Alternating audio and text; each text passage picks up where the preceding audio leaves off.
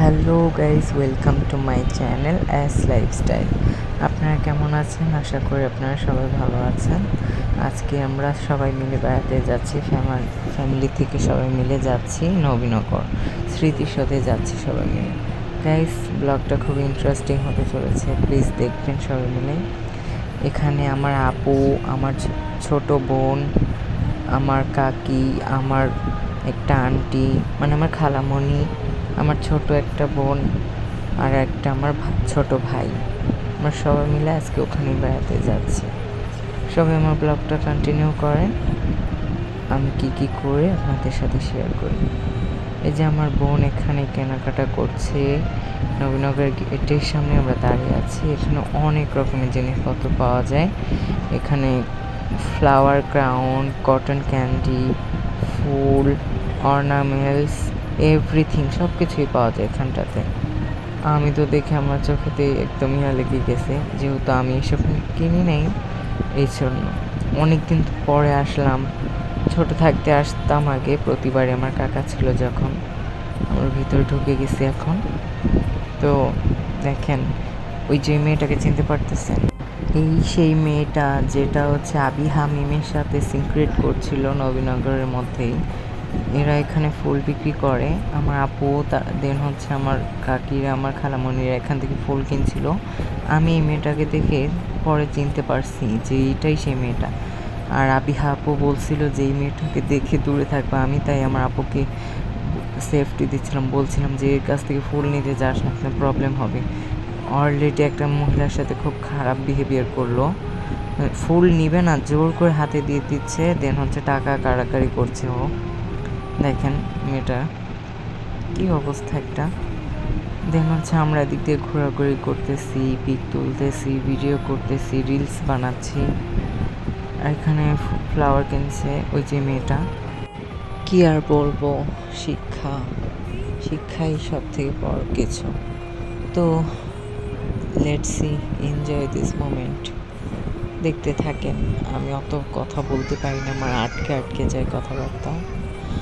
এই তো একটু আগে ছিল মেঘলা আকাশ, এখন বৃষ্টি এসে গেছে। এখন দৌড়ে এসে আমরা এক জায়গায় একটু সেফটি হয়েছি, ওই যে রুমগুলো থাকে না ওখানটাতে। বৃষ্টিটা কমলো, পরে আমি আর আমার আপু নামলাম ছবি তোলার জন্য। দেন আমি আর আমার আপু ঘোরাঘুরি করলাম, পরে আমার খালামণিও চলে আসলো বৃষ্টিটা কমা দেখে। তারপরে এদিক দিয়ে আমরা উঠে ওই পারে যাচ্ছিলাম। তারপর আমার আপুকে আমি ভিডিও করে দিচ্ছিলাম, আমাকে ভিডিও করে দিল। দেখেন গাইস, এটা আমার আপু আর আমি। তারপর গাইস আমরা ওই পাড়ে যাচ্ছিলাম, পুকুরের ওই দিকটাতে। ওই পাশে অনেক সুন্দর, আমি অনেক ছোট থাকতে গেছিলাম, এখন আর অতটাও ভালো মতো মনে নেই। এই জন্য ভাবলাম আর একটু গভীরভাবে ঘুরে দেখে আসি। যদিও আমি আর আমার বোন অর্ধেকটাও ঘুরতে পারি নাই, সময়ও ছিল না, আর একটু পর শুধু বৃষ্টি আসছিল, এই জন্য ঘুরতে পারিনি। দেখেন গাইস, এই পাশটা অনেক সুন্দর লাগছে, পুকুরের এই দিকটা সুন্দর, শাপলা, চারিপাশে ফুল গাছ, দেখলেই খুব ভালো লাগে। তারপর এই পারে আমি আর আমার ছোট বোন, মানে আমার চাচাতো বোনটা, আমার কাজিন। দেখেন এই মহিলাটাকে দেখতে কেমন। যাই হোক, আল্লাহর সৃষ্টি সবসময় সুন্দর আর কি। ভাবলাম একটু ওনার একটা ভিডিও নিয়ে, এই জন্য আপনাদেরকেও দেখাবো। চলেন গাইস, ওই পাশে যেয়ে তারপর কথা বলছি। তারপর আমরা এদিকটা নেমে আসছি, দেখেন গাইস। আর একটু পরে আমি এখন ওষটা খায় পড়ে যাবো গাইস। দেখেন কানার মতো ভিডিও করতেছে। এই তো গাইস দেখেন, ব্যথা পাইছি অনেক জোরে, পড়ে গেছিলাম। দেখেন গাইস দিকটা,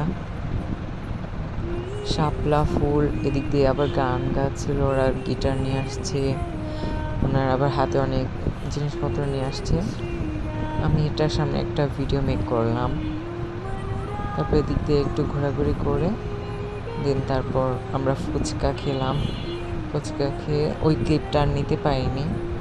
তারপরে আমরা একটু বাহিরে বের হলাম, ওদিক দিয়ে ঘোরাঘুরি করে যেতে নেব ওই টাইমটাতেই দেখেন কি বৃষ্টি, দৌড়ে তারপরে একটা জায়গায় শুনে নিছি। তাও কোন জায়গায় জানেন গাইস? ওয়াশরুমের ভিতরে সবাইকে যে আটকা পড়তে হয়েছে। ওই মুহূর্তে কিছুই করার ছিল না গাইস। তারপর ওখান থেকে বৃষ্টি কমলো, দেন আমি, আমার কাকি, আমার খালামণি, আমার আপু ওখান থেকে বের হয়ে গেলাম।